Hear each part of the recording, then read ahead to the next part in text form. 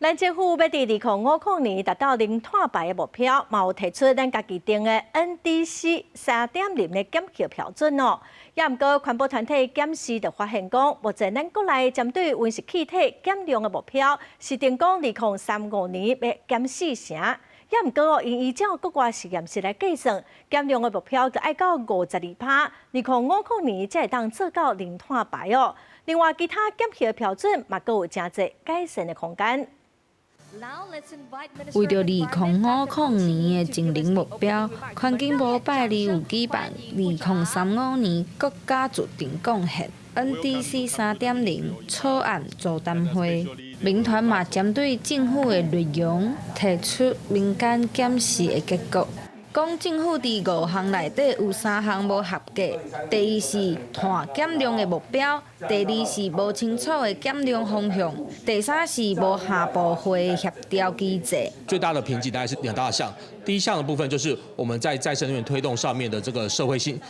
任，目前来讲的话有大规模的消失。然后第二个部分来讲的话，则是完全的忽略产业转型的重要性。我们的制造业部门是在我们排碳量占超过1半以上。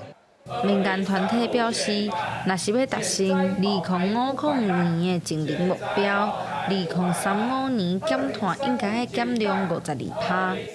但目前政府设定的减量干那40%。另外，嘛建议政府对中央、甲地方、到社区，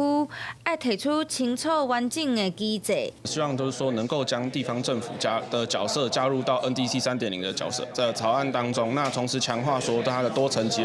的治理。那不止中央要落实那以外，它应该要将地方政府还有民众到社区的角色也一并参与进来当中，那并